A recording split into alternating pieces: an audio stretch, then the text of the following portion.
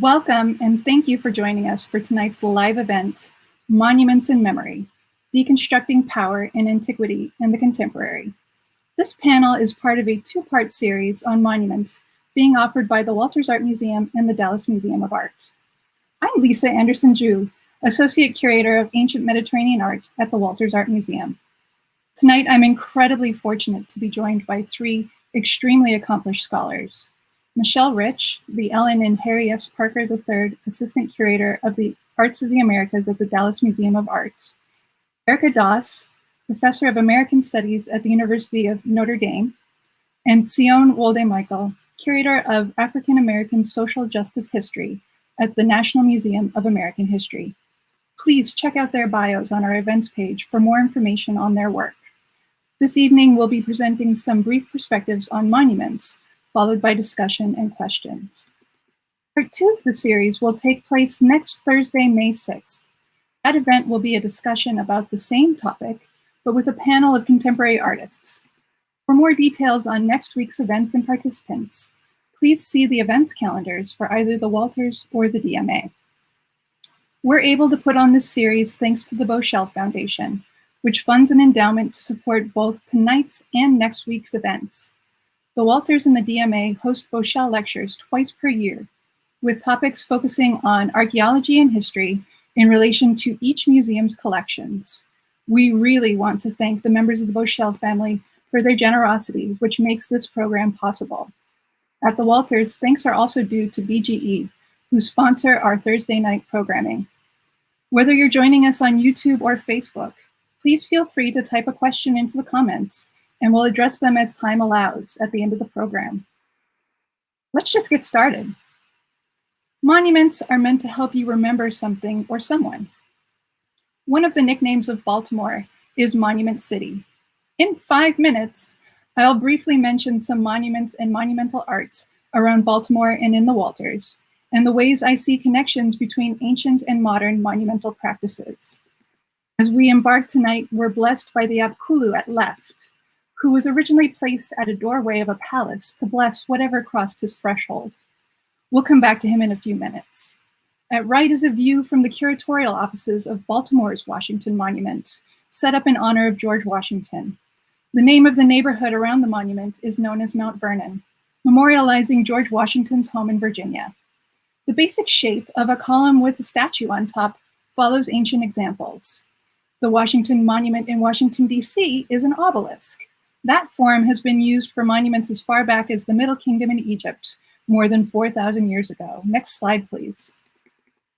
Statues can be set up to private individuals. We no longer know the names of these Roman women, but in their original contexts, they were likely labeled with each woman's name to help people remember them. The statue on the left was probably placed in a public space to honor this woman or her family. The bust on the right may have been placed in a monumental tomb as part of a family group. Next slide, please.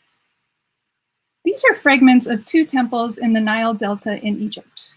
They are set up in the museum to create a monumental entrance to the Egyptian galleries. Next slide.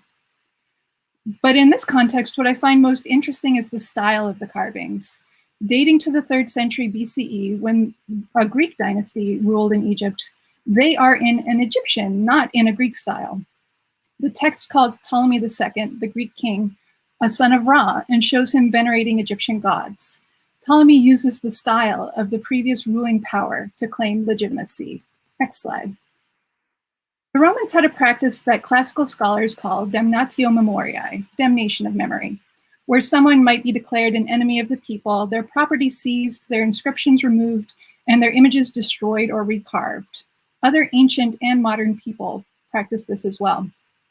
Something like this happened to the Emperor Nero in the 1st century. He's in the middle of the slide. At left and right, we have 2 over life-size heads that we think might be recarved from portraits of Nero into portraits of his predecessor and his ultimate successor. The sculptors who created the portraits we see now left little hints, though, that these were originally of Nero, subtly calling attention to the act of erasure. Next slide, please. As part of damnatio, ancient people would remove names from public texts and replace them or leave them gouged out. I think of this type of monumental erasure every time I see the ship on the left in Baltimore's Inner Harbor. The ship was previously named for Robert Taney, the Supreme Court Justice who presided over the Dred Scott case, ruling that Black Americans, free or enslaved, were not and could not be American citizens. Monuments set up to Taney have been removed, like the statue commissioned by William Walters in 1887 and removed from Mount Vernon in 2017. For more on this, please go to the walters.org page and click on About. The name was removed from the ship, but it didn't get a new proper name, so it's not a complete erasure. Without a new name, we don't quite forget the person we were once encouraged to remember. And in 2020, following the murder of George Floyd and far too many other Black Americans, protesters removed a statue of Christopher Columbus from the statue base at Wright. The empty statue base calls attention to what used to be there. The ship and statue base are very close to each other in Columbus Circle, another name as monument. Baltimore exists on the unceded ancestral lands of the Susquehannock and Piscataway nations, as well as the home territory of the Lumbee and Cherokee peoples. If the demonumentalization of this area is to be completed, new names and images are needed, and perhaps names recognizing the original stewards of the land could be considered. Finally, next slide, please. I want to touch briefly on ruins as monuments with symbolic power. The palace of Ashurnasirpal II at Nimrud, Iraq, was covered with monumental inscriptions on the monumental carvings on the interior, like our Apulu at left. The ruin itself was taken as a symbol of the power of the Neo-Assyrian Empire. In 2015, the Islamic State attempted to destroy the ruins of Nimrud to erase their power. At Wright, the remains from the New York World Trade Center were set up on a platform in front of the Baltimore World Trade Center. These ruined beams, along with a list of names and birth dates, are the monument asking us to remember the 68 Marylanders who were killed on September 11th. My 5 minutes are already up, and I'm extremely sorry I did not have time to get more into the motivations behind creating these monuments, the power they had or have on viewers, and why some were deconstructed. Monuments in many forms encourage us to remember things using image, and I also want to emphasize using names and text while often replicating ancient forms and styles. We build up and we break down monuments today in the same ways that ancient peoples and modern peoples have always done. Now, I'm going to turn it over to Michelle Rich in Dallas. Good evening. Thank you for having me. I will be talking very briefly about monumental depictions of ancient Maya women. Next slide, please. The Maya region is situated in the Yucatan Peninsula, encompassing present-day Guatemala, Belize, and parts of Mexico, Honduras, and El Salvador. The monuments I will present date to the Classic period, which extends roughly from 200 to 1000 CE. And more specifically, I'll address monuments that are situated during the late Classic period from about 600 to 900. Next slide. The Classic period Maya monuments were statements of power and authority. They positioned the ruling elite depicted on them as divine queens and kings. Stelae and circular altars were typically erected in public plaza spaces adjacent to temple pyramids, while large carved panels could be inset into walls or around door jambs in more private spaces. These various monuments typically commemorate an event, such as an accession to the throne, royal marriage, battle victory, or ritual activities. Most monuments have hieroglyphic inscriptions, usually bearing one or more calendar dates. I would like to address 2 points in this short presentation: issues of permanence and issues of representation. Next slide, please. In relation to the concept of permanence, these Maya monuments were erected and sometimes stood untouched for hundreds of years to fall or decay due to the ravages of time.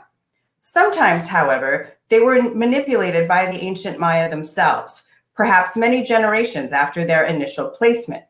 As such, the monuments were not static, but they were defaced, toppled, broken, reshaped, and repurposed. These are several examples of a broken stela found inset into several staircase walls in recent excavations by the El Peru Huaca Archaeological Project in Guatemala. The monument was originally dedicated in 702, while the fragments were reset sometime during the 9th century. Next slide, please. In another example of monument manipulation from El Peru Huaca, this stela was discovered in 2013 in tunneling excavations inside of the city's main pyramid. Once erected in a public space, the monument was purposefully relocated by the ancient Maya and buried during the architectural remodeling of this pyramid. The stela depicts the imposing front-facing image of a previously unknown king of Huaca, which in another episode of manipulation was defaced on its lower third and also possibly on the face itself. The intact text of the monument mentions a woman assumed to be queen. Lady Ikum appears to have been from the ruling family of a very powerful kingdom to the north called the Snake Kingdom and married into the Huaca royal dynasty. Next slide, please. This is a good segue into issues of representation, and I'll start by saying the agency of ancient women is typically under-theorized in contemporary scholarship. They are often perceived as mere sidekicks in the world of kings and men. This is despite the fact that the ancient Maya, in their own art, represented women as powerful protagonists. Maya monuments highlight their roles as co-rulers and queens, and as ritual specialists, less frequently as warriors, and even less frequently as mothers. A wall panel at the Dallas Museum of Art depicts a Maya queen named Ishkan Bolon, or Lady Yellowknife, in ritual dress. She holds a scepter in her upraised left hand that is a symbol of ancestral power, and she gazes to the right. This panel would have been paired with one of her husband, depicting him facing left towards the queen. Next slide. La Corona Panel 6 at the Dallas Museum of Art is not as well preserved as some monuments, but it is iconographically complex and an important historical monument that celebrates 3 women from the previously mentioned Snake Kingdom, who, over several hundred years, marry less powerful rulers of a site called La Corona. Next slide, please. Erected in 731, the text on the monument moves through time, featuring the queen on the left that married into the La Corona royal family in 721, in dialogue with the queen on the right that was a predecessor in marriage diplomacy in 520. The text mentions a third royal woman from the Snake Kingdom whose marriage took place in 679. This practice of marriage diplomacy essentially cemented the fealty of lesser vassals to the Snake Kingdom and likely ensured that these queens were distinctly more powerful than the kings to which they were married. Next slide, please. The Snake Kingdom repeatedly and strategically deployed women as diplomatic liaisons to multiple cities, as evidenced by the earlier reference to Lady Ikum of Huaca. Another instance is documented on this monument at the Cleveland Museum of Art, of a warrior queen known as Lady Cabell, also of Huaca. She also originated from the Snake Kingdom, and you can see she holds a scepter similar to that of Lady Yellowknife in her proper right hand and a battle shield in her left. Unlike Lady Yellowknife, she is positioned facing left, which denotes greater power, and she would have been staring regally at the paired monument depicting her lesser husband. This brief examination of ancient Maya monuments is one example that anchors issues of permanence and representations in past societies. Thank you, and I'm passing it over now to Erika Doss.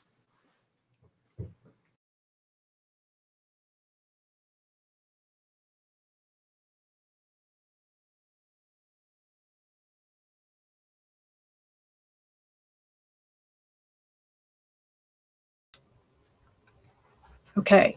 My remarks tonight center on the authority of monuments in colonial and contemporary America and how different publics reacted to and deconstructed this power by pulling them down. Next slide, please. That monuments are powerful, I think, is demonstrated brilliantly in this photograph of Richmond's Robert E. Lee Monument, which was erected in 1890 as the towering figure of white authority on Monument Avenue, a whites-only real estate development where property could not be sold to any person of African descent. Next slide. Today, activist movements such as Black Lives Matter challenge the systemic racism that this monument promotes. Examining how monuments guide our thinking about racism and racial justice in America, they claimed this public space where this monument stands and projected other images onto it, such as this portrait of George Floyd. Next slide. Last summer, following Floyd's murder by Minneapolis police on May 25, protests against systemic racism and police violence targeted many monuments symbolizing white supremacy and racial inequity. And we see examples here from Albuquerque, Chicago, and Alexandria, Virginia. Monuments are the physical markers. Nope, back up. Thank you. Monuments are the physical markers of social, political, and economic interest. They are highly visible stakeholders in historical memory. They possess enormous degrees of power and influence.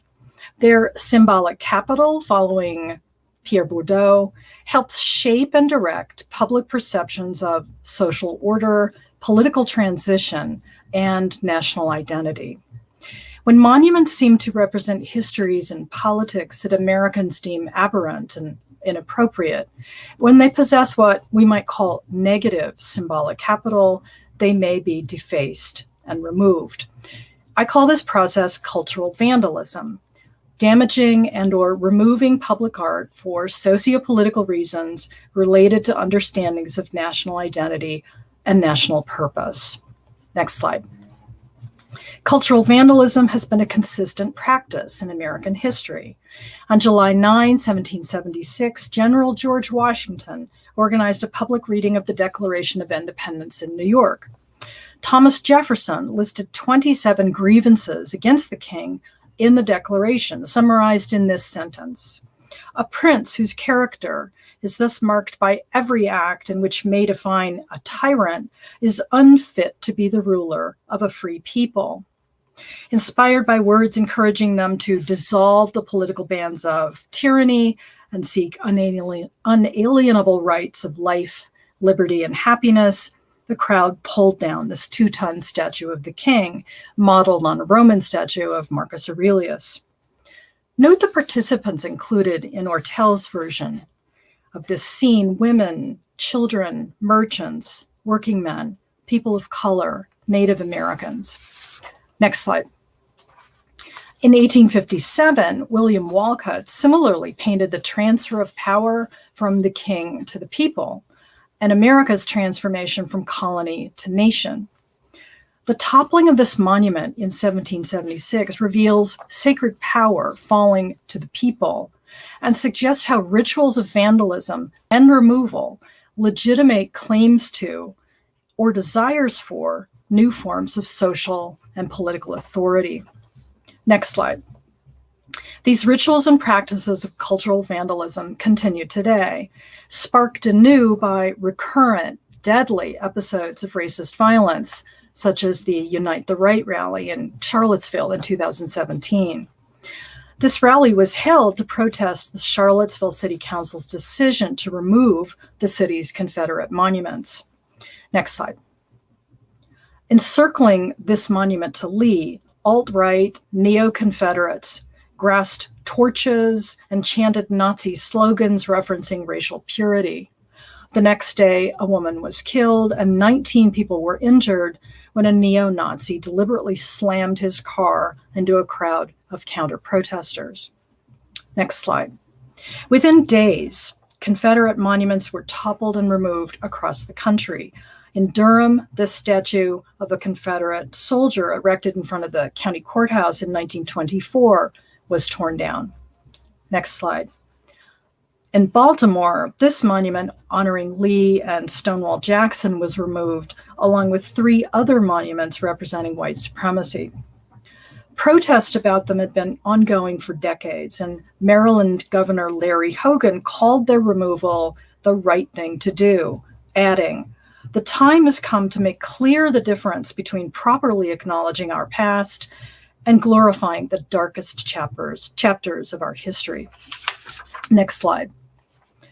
3 years later, following another horrific episode of racist violence in the murder of George Floyd, Confederate monuments in Richmond were removed, including these of Jackson and CSA President Jefferson Davis. Next slide. Today, the only Confederate left standing on Monument Avenue is Lee, and he too is slated for removal. Next. Last summer, the Lee Circle became a major hub of public protest.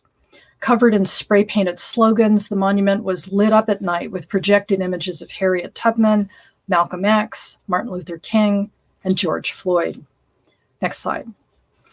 And here we see a remarkable view taken by a drone showing the monument from above, surrounded by colorful graffiti. The removal of these and other monuments in recent years suggests the shared concerns of Americans today who aim to reconcile historical accountability and national identity. Although some argue that removal amounts to an erasure of history, I urge us to recognize that monuments are more precarious than permanent. When the histories and ideologies they embody are deemed illegitimate and invalid, they may become the subjects, the stuff of cultural vandalism. Thank you.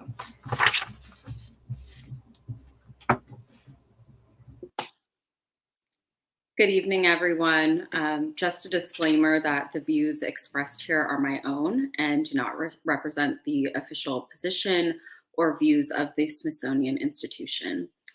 So I want to talk about monuments with an eye toward the contemporary moment of racial reckoning that we find ourselves in.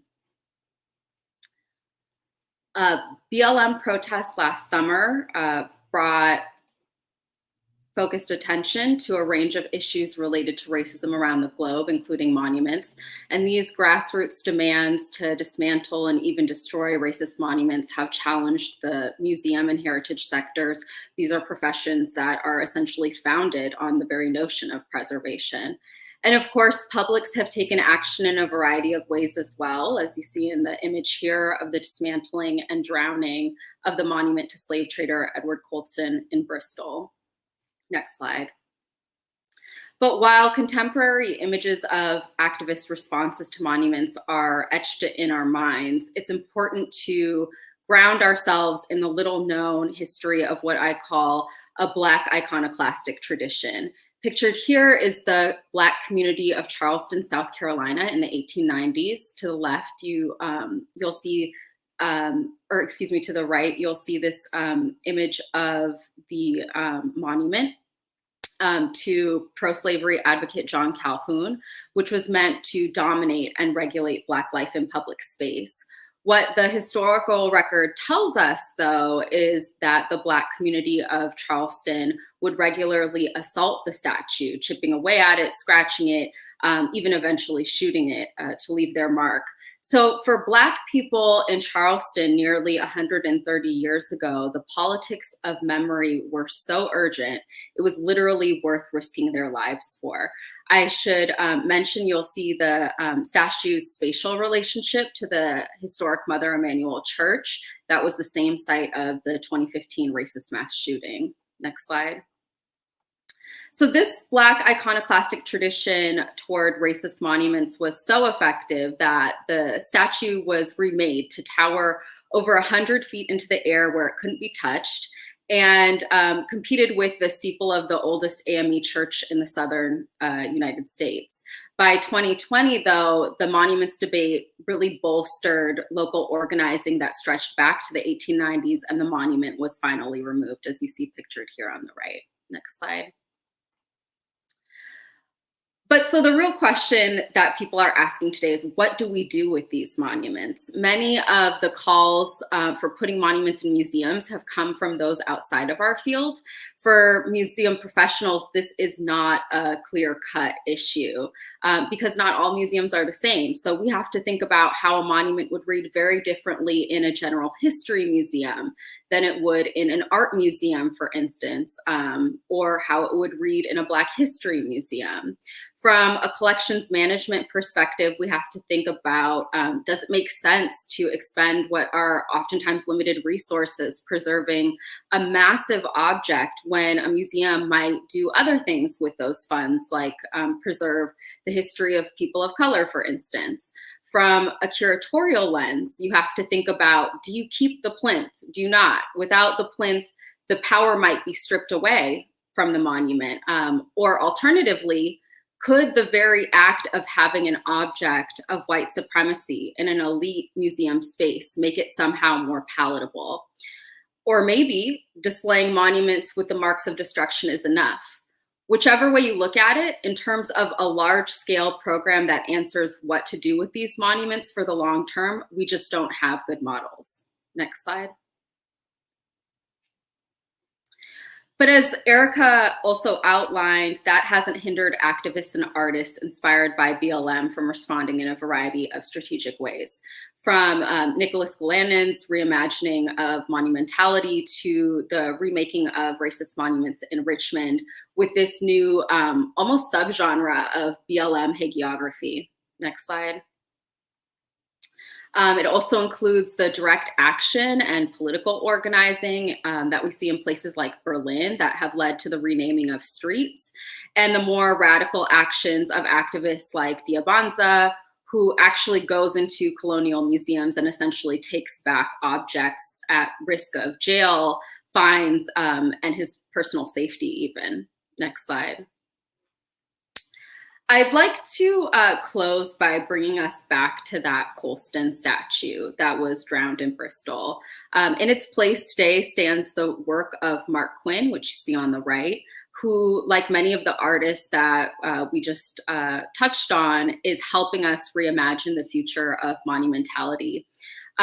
This range of responses is impacting the museum field as well. It was certainly on the mind of staff at the National Museum of African American History and Culture when we created alternative monuments to key figures, which you see on your left. These are figures who helped shape American notions of freedom. So we highlighted Black figures like Toussaint Louverture and Phyllis Wheatley alongside Thomas Jefferson, who you see front center. But behind him is etched in brick the names of the some 600 plus enslaved people who he owned. And of course, we can talk a little bit more about the ways that we thought about design quite carefully in this monumentality as well. Thank you so much for your time. You know, the impact, I'll close by just saying that the range of responses, I think the hope in the field is that there will be new practices that will lead to a centering of community voices and tangible results that can better shape how we remember. So looking forward to keeping the conversation going. Thanks for your time and attention. I'll turn it back over. Wow. Thank you so much, everyone. This is a wonderful, broad look at monumental practices and the ways that people interact with them over millennia. And first, I want to say to our audiences, please remember you're welcome to ask questions. Just type them into the comments fields in YouTube and Facebook, and we'll get to those. But, you know, listening to you all speak, it just sort of reemphasized to me that while monuments have been in the news maybe for the last year, 4 years, 5 years, and especially the ways that people interact with them, what we've all talked about is the very long history of destruction and interaction with monuments, whether we call it damnatio memoriae, cultural vandalism, iconoclasm, or just the manipulation of that culture. I mean, there's just such a, this has always been, this is what people have always done to take that power and manipulate it and change it. But, you know, with the range of things we just presented here, I was wondering if anyone wants to speak more about how you made decisions about what monuments to study in your work and which monuments that you think about and interpret.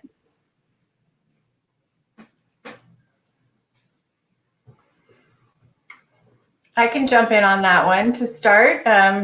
So largely what we deal with when we're looking at the Americas, and particularly ancient Americas, the monuments are found through archaeological excavation, and that always is something that you don't always know what you're going to find. And so you do see, much like we see on our public plazas, I tried to make the analogy that the monuments of the ancient Maya were erected also on public plazas, but then in the same way that both Erika and Tsione mentioned, those monuments were also manipulated, vandalized, taken away from public view.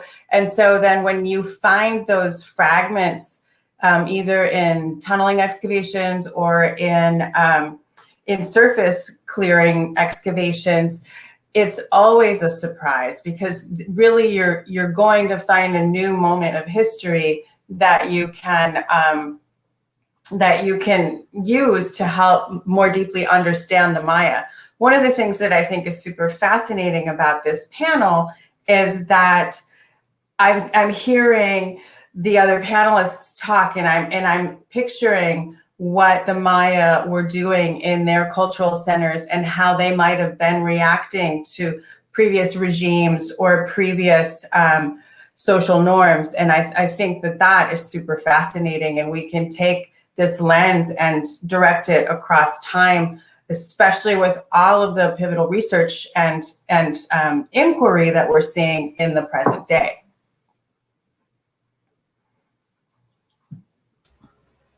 That's a great question, Lisa. I think we're all talking about public art. And so as a result, I'm interested in public response. I'm always really surprised by Americans responding or reacting at all to art, to culture, to something other than, and the reason I was muted is they're practicing for the band outside. And so I'm sort of trying to avoid that coming in. You'll hear it in a minute. But so I'm always interested in these moments, these episodes of vandalism, of reaction, response, especially against property, cultural property, or property in general, which is, it's so much more sacred than the lives and feelings of people. So I'm always interested in Americans finally challenging that or contesting that and contesting what this property actually represents. So that's that's how I'm sort of guided by this. And then I like to dig in and find out the stories, and which both of you do as well, and then try to make sense of it all. And I'm very much driven by my interest in the nation, and what it means to be a citizen, and how dissent and protest are part of being a citizen in this country from the get-go. Something that we deny and refuse and call people rioters and rabble-rousers. Right. I mean, we made the nation that way. So changing attitudes about property. So that's sort of what drives me. So. And I'll just add that I think that I approach the question of monuments really from the perspective of a museum practitioner. So thinking through the questions that are really plaguing the field right now, these difficult decisions and considerations of what do we do when monuments come down? Are museums an appropriate space? What are the types of things that we need to take into account when it comes to interpretation and care? And these are, not one-size-fits-all solutions, right? And so I'm also interested in this moment in the destruction of African-American monuments and markers, something that has been less considered, I would say, in this public discussion of monuments. And I'm also deeply invested in creating more community-grounded practice. I think that that's also a piece of this discourse that isn't talked about enough, that folks look to quote unquote experts in the field to make decisions about what should happen with monuments, when this is really, precisely, I think what Michelle and Erika also shows, like, this is about how we remember, right? It's about how we remember, and oftentimes in public space. And that's something that, communities often will have the answers for. So that's in part how I also try to shift my practice.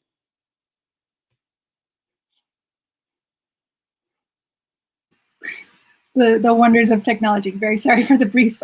Anyway, wonderful. Thank you for your answers. I have one more question, that as we wait for additional questions coming through YouTube and Facebook, and it's quite driven by Tsione, the question that you brought up in your presentation, what do we do with these monuments?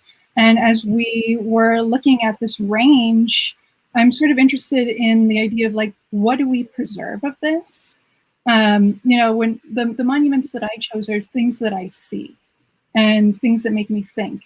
But it's sort of like, well, would we preserve an empty plinth because it makes us remember the thing that was knocked down? Or should we not preserve that? Should we put something else up on it? When we're looking at the Lee statue in Richmond, with the interaction of the crowds, like, do we want to preserve it like that? I mean, there's no way that we can preserve it all. So this is very much a rhetorical question, just sort of like, do we preserve the original? Do we sort of help with the erasure? Do we want to preserve the way the communities are responding to the monuments? I would just love to hear anybody who wants to talk more about that.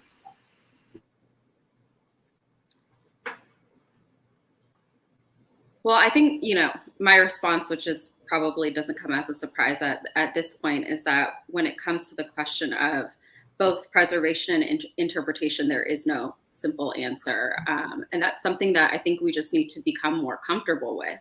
I like to pose a series of questions back. So for instance, is this a singular statue? Are there several? If so, how does that change the urgency around preservation? What's the purpose of preservation? It might vary from context. Is it research? Is it public interpretation and interaction? Is it about collecting and documenting representative aspects of the past?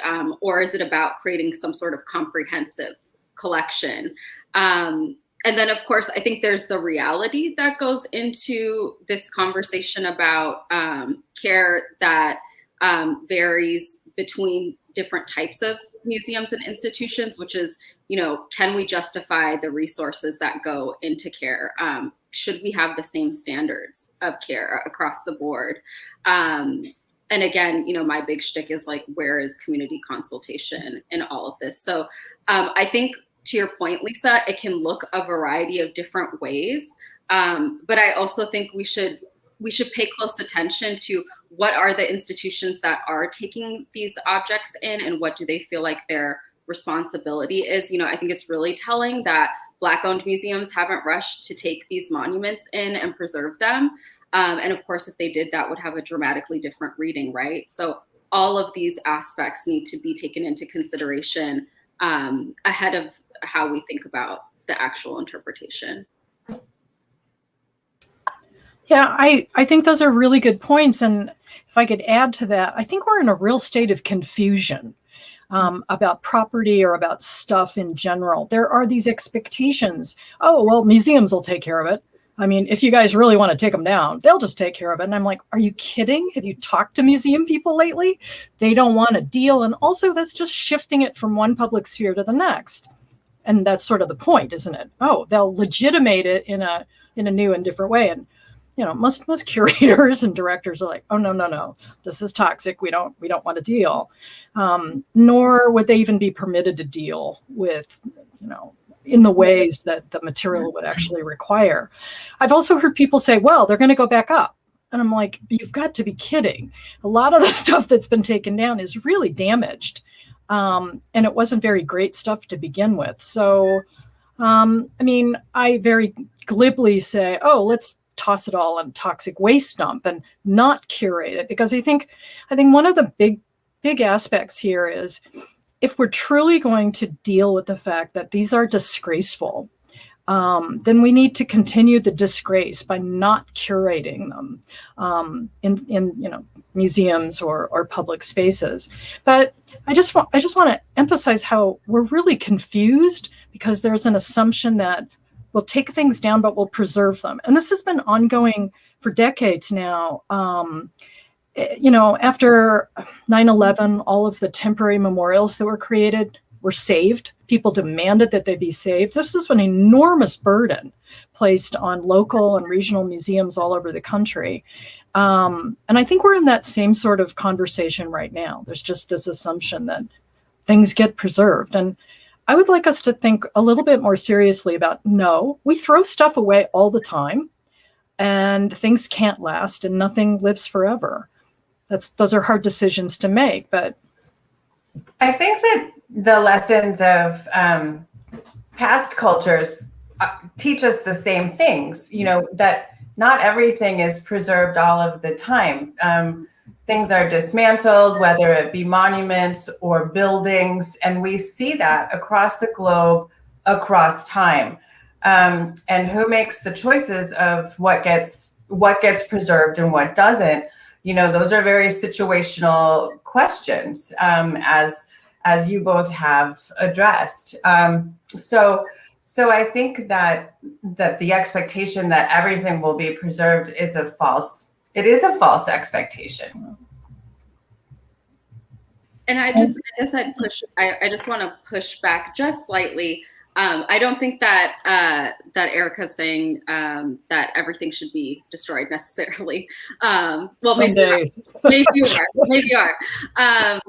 But I think that I come from the perspective of someone who, my work is grounded in African American history. It's grounded in the history of slavery, and especially curating the early period of slavery. People told us you can't do it. There's just not enough in terms of material objects. And then there are these questions of provenance, et cetera, right? Mm-hmm. And so having the material proof sometimes of these racist histories can be so important. And so while I'm sure there will be, no shortage of monuments available for us to revisit, however that may look, I think having sort of a ubiquitous or one-size-fits-all solution, mm-hmm. Whether it's towards preservation or destruction, is one that I think, it's something that I would have to sit with. Totally, I agree. I mean, the way that it's very, very hard, even if you feel like the public opinion is on your side, to say what should happen or what should not happen.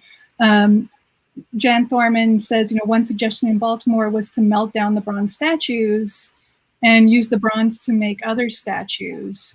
And then it's sort of like, does that change how you feel about the new statues? Does it improve them that you reuse that bronze? I know that with the Columbus statue in Baltimore, that I've read about it being remade. It was, Christopher Columbus statues were set up as a symbol of pride for the Italian American communities. And I wish that there had been a way, or that there could still be a way, to sort of interact more with the community that wants them down and the communities that put them up when Italian Americans were being attacked, to sort of see what dialogue can be established, because I find that one a little bit complicated. But at the same time, it's hard to say, should we advocate for everything to be thrown down? If we get rid of all of the bad things from the past, are we going to forget what was bad and forward without those reminders? I mean, I find it very, very complicated. Ellen Hubler asks about cases where monuments are purposefully altered, not just their destruction or changing the faces like the Nero I was talking about, but sort of adding to them. If you can think of other examples, how they're modified. Yeah, I remember talking to someone a couple of years ago about the Lee Monument. And the suggestion was made, well, let's try to figure out how to turn it upside down and turn it into sort of a Dada space. And I said, well, that's great for, folks like you and me, but this is a horrible image of white supremacy. And Dada humor doesn't begin to apologize, counter. I mean, I think it's situational, as I think we're all saying. I think it's really about local memory and regional desire. But I also think it's about trying to get away from our snarky art response and recognize something more meaningful. It's also presentist. I mean, so much of what we're talking about is the now, and these things could change dramatically in 5 years. I mean, I never thought I'd see in my lifetime the removal of Confederate statues on Monument Avenue.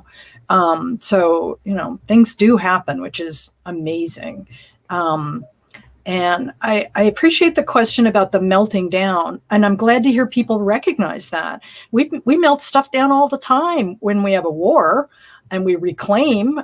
During World War II, we melted all sorts of Gilded Age stuff down. It was out of favor. It was out of fashion. It seemed very appropriate, right? So again, presentist, time-bound. Yeah.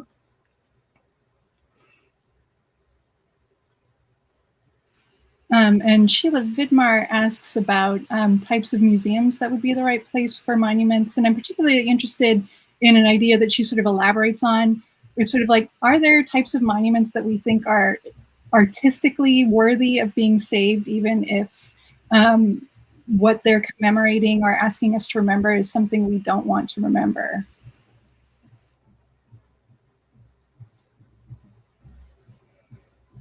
And also, who should decide that? I think that's a really important.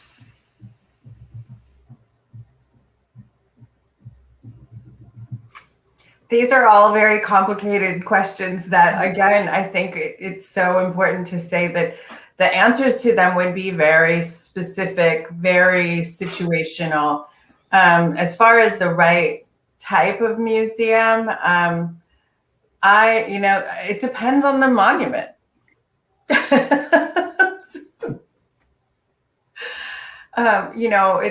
It's complicated to say that one should think about everything on a case-by-case basis, but because the monuments themselves are very specific, they warrant that kind of specificity in contemplating what to do with them now and how that might impact the future.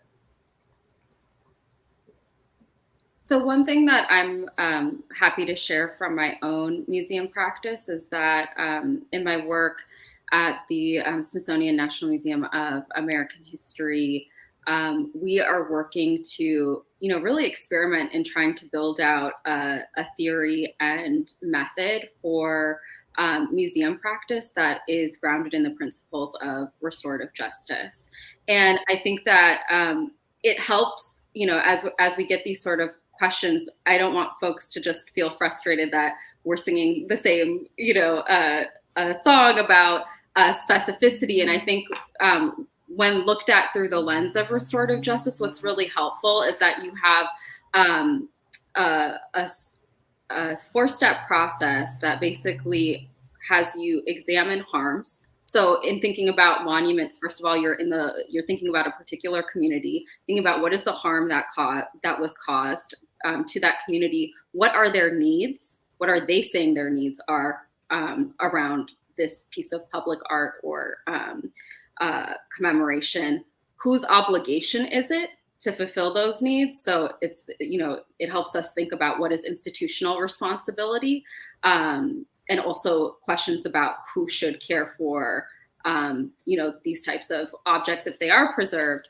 And then lastly, something that I think we're uniquely positioned to do, particularly as public historians, is to have an examination of root causes. So, what are the historical roots of these monuments manifesting? And you do that in partnership with communities. And I think when those questions come up, if you think about those guiding principles, they can help sort of shape at least a bit of the field.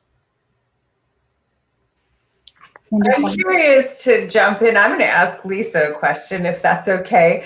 Because the two of us talked about ancient monuments, and I think that the approach of restorative justice isn't really applicable to contemporary monuments. But the hamster wheel in my head is kind of thinking like, well, how do we apply that to ancient monuments? And is it applicable to monuments from deep time? Lisa, what do you think? I mean, yes, it could be. I mean, there's so many different ways that things were sort of ripped down. And then when we figure out like, oh, this was gouged out or taken down based on what it represents, and sort of like, you know, if it's an inscription of Akhenaten, do I want, you know, like the people who destroyed the images and inscriptions of Akhenaten had a reason to, and we do sort of restore, like, this was Akhenaten, this is what he said, you know, worshiping the god Aten. You know, it's not as politically charged for us today because it was so far back. When I say that my heads are recarved from the head of Nero, you know, I'm not sort of like justice for Nero, he fiddled while Rome burned, but it's sort of saying, you know, it's very easy to be dispassionate about the things that happened millennia ago and say, this is what happened, this is what they were erasing. Let me tell you what it was, and now we remember it. And I don't know if millennia from now, whatever the state of the world and the museums and whatever things have survived, you know, whether people will look back and say, well, I wish we'd preserved those monuments. I wish we knew what that monument that we have all these writings about, but we don't have an image.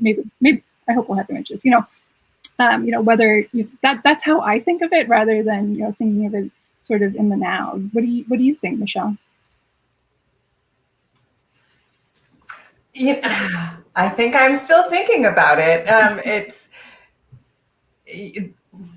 from the Maya, from the perspective of the ancient Maya, and from an art museum perspective, you know, we're really looking at the aesthetic and iconographic and historical also value of the monuments, and how it is that we can make them contemporary or make them relevant in the contemporary times is always a challenge that I struggle with in my practice. And I think by looking at sort of under-analyzed aspects of the monuments, for me, representations of women, which the Maya, you know, as I said, they were very clear and thoughtful about how they did represent women in their monumental programs. And that really just hasn't been explored. And I think that for us, you know, when I look at all the monuments that we're talking about here, they're largely of men also. You know, one of the things I struggle with consistently in my museum practice is taking works of art and cultural significance from the past and making them relevant to contemporary audiences. And that's really the key for me. But I think that the points that Tsione's bringing up about harm and obligation are so important for us to think about, because Americans tend to put it up and be done. We got a monument, done, walk away. And they don't understand the consequences and the obligations of memory and of history, not to mention the harm. So I think that these are all really smart directions for thinking about monuments, memory, and history. And they also suggest, maybe we should really engage in temporary and ephemeral and fleeting monumentalization, because it's the hard stuff, the supposedly permanent, got to take care of it forever stuff, that is the burden. And I'm not in museums, but I really feel for you guys, because you're charged with taking care of all this stuff, and there's going to be more stuff, which kind of blocks you into this historical moment instead of thinking out of the problem into the future. You know, one might even say this is all a very distracting conversation, this removal of monuments, this cultural vandalism. And I don't disagree with that, because, I mean, removing the monument is the tip of the iceberg in terms of trying to get at what they signify and what the problems are, what they represent. And you know, I'm really pleased by some of the artists that you brought up, and who are hopefully sort of thinking our way out of these problems. And a lot of the projects are temporary.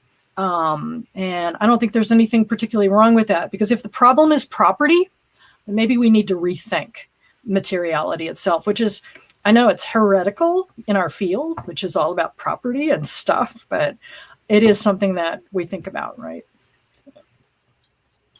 what I'm interested in, from what you just said, Erika, like the question that I get from people frequently today, and I think I've mentioned this before, is that I've been asked, will we continue to set up monuments?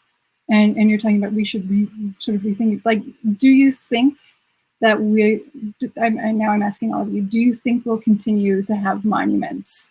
And will they be in a completely new fashion? Will we sort of discard the symbols of power from antiquity that we've been using through the present and come up with entirely new forms of monumentalization and memorialization?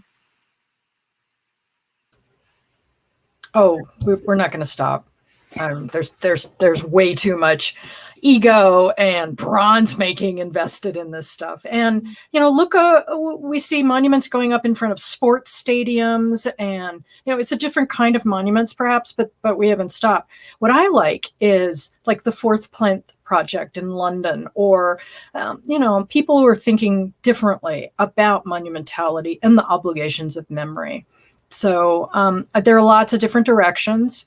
I think we've made some interesting new directions in the last couple of decades, and it'll be interesting to see where we go. So I don't think we'll stop. I just hope we get smarter about it. I agree with Erika 100%. We're not going to stop making monuments. And even if the ways that we currently conceive of monuments were to change, people will always want to remember publicly, right? That's something that I think will never go away. And so then the question is how, right? And I agree with Erika too, that I think that there are a range of artists, organizations like Monument Lab that are really creative and thinking about how we can approach some of these the challenges. I also would love to hear from, a kind of art history perspective. I think part of what also needs to be upended here too is, which artists are helping us do and activists are certainly vocalizing, is the aesthetic of monumentality. So what is sort of allowed to be in public space and in this really what can be a very domineering way, certainly for particular communities as well, and what are the ways that we can rethink that. I'm very optimistic, not just that artists are pointing us in the right direction, but that the field of public history is really trying to, and heritage work too, is trying to really grapple with these questions. I think, some museums are exploring the possibility of, okay, if we do take in this monument, what if we leave it defaced, right? What if we don't put any conservation costs or care costs into it? And what if we just display it as is and interpret it in that way? That's something where, that is a departure from typical practice. And to me, there's a kind of opening there. I think that sounds really amazing, because one of the things that I really like to look at with the monuments from the past is the sort of life history stages that the monuments have traveled through. And when you get that multi-layered perspective, it gives you a richer insight into, the course of history, people's reactions to monuments. And I think, I applaud that strategy personally. I think we'll do one more question, though that was really wonderful.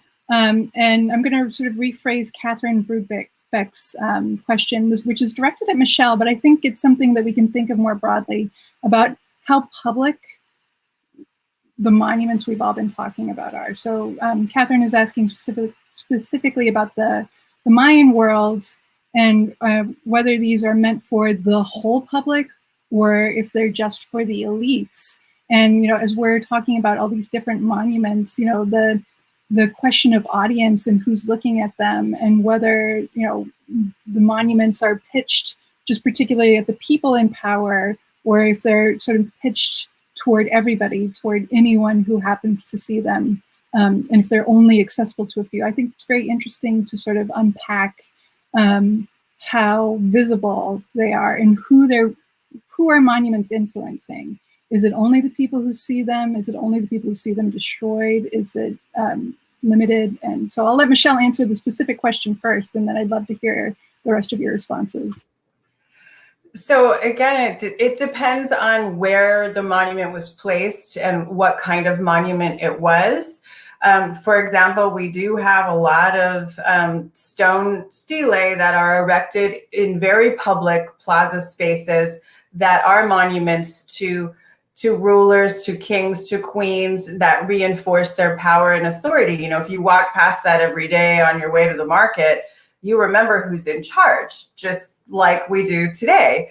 But if you have something that we consider to be monumental, but it's in a more private space, I think that, you know, and you have a much more restricted audience, that in the case of the ancient Maya would tend to be more for the elite or for the royal families, because of the fact that they were the patrons of the arts. They were the people who were funding the artistic production that we see in you know, preserved today.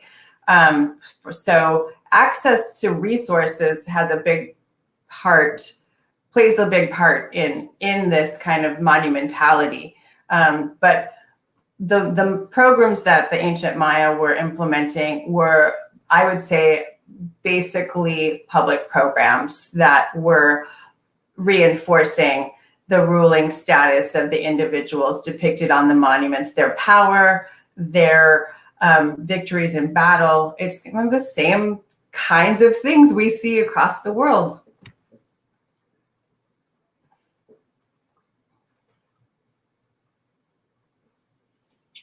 Well, my point to piggyback on that is a bit of a departure, maybe from Lisa, the initial question, but I just think that there's such power in, you know, interpreting these objects for the public in ways that, you know, really unpack them. Like, I'm just reminded in hearing you talk, the ways that these monuments, like, in some ways, they've almost become mundane, right, to society, or to certain segments of society who are maybe less impacted by some of their meaning. But, you know, the educational work that I think all of us are deeply invested in, you know, whether it's in the university setting or the museum world, like being able to really unpack the importance of monumentality with the public is incredibly important. I just think